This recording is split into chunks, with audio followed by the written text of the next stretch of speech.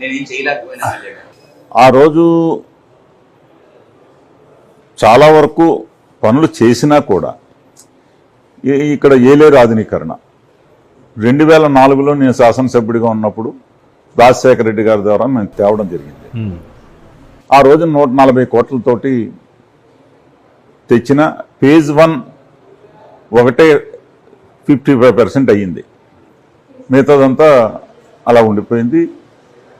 మళ్ళా దాన్ని రీకాల్ చేస్తామని చెప్పేసి జగన్మోహన్ రెడ్డి గారి దగ్గరికి ఎప్పుడు వెళ్ళినా కూడా నేను ఈ పిఠాపురం యొక్క రైతుల పరిస్థితి ఏంటంటే ఎక్సెస్ వాటర్ వచ్చినా కూడా నీరు వదిలేస్తే శివారు నియోజకవర్గం పిఠాపురం కాబట్టి పిఠాపురం మునిగిపోయే పరిస్థితి. ఇక్కడ రైతులు అదే జరిగినట్టున్నారు కదా పవన్ కళ్యాణ్ గారు వచ్చినప్పుడు. పవన్ కళ్యాణ్ అదే పరిస్థితి ఇక్కడ మీకు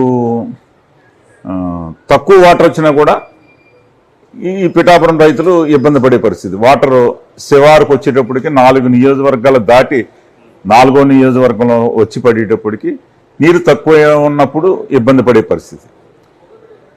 కాబట్టి ఆ రోజున ఏలేరు ఆధునీకరణ తెచ్చినా ఈ రోజుకి కూడా చేయలేకపోవడం అది నా కళ. ఇవన్నీ కూడా పవన్ కళ్యాణ్ గారు మీకు అందులో అసంతృప్తి ఉందా? మీరు ఎమ్మెల్యేగా నేను చేయలేకపోయిననే అసంతృప్తి వేళకి ఉంది.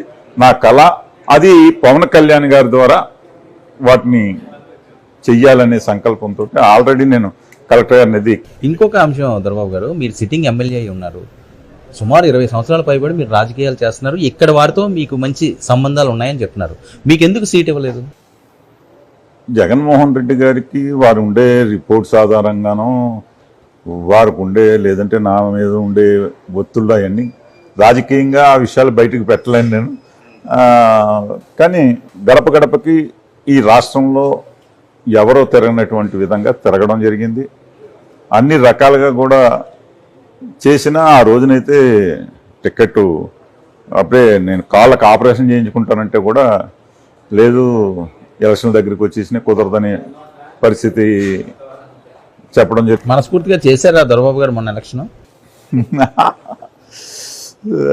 అది నేను ఎవరికి కూడా ఇలా చెయ్యండి అని చెప్పలేదు, కానీ నాకుండే జనం వాళ్ళ నిర్ణయం.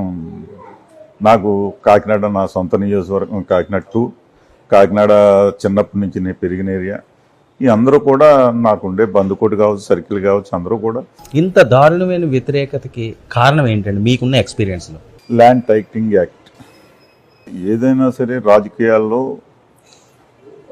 కొంతమంది ఇన్ఛార్జీలుగా వేయడం, ఎక్కడో ఉన్న తీసుకొచ్చి ఇక్కడ పెట్టడం, ఈ ప్రాంత రాజకీయాల మీద అవగాహన లేకపోవడం, ఈ ఇక్కడ ఉండే నాయకత్వం మీద సరైన అవగాహన లేకపోవడం, ఎవరు దేనికి పనిచేస్తారు, కొంతమంది పోటీకి పనిచేస్తారు, కొంతమంది నామినేటెడ్ పదవుల్లో పనిచేస్తారు. ఇవన్నీ కూడా పార్టీ ఆలోచించుకోవాల్సిన అవసరం. మీరు అడిగారా ఈసారి నేనే చేస్తాను అని, పట్టుపట్టారా?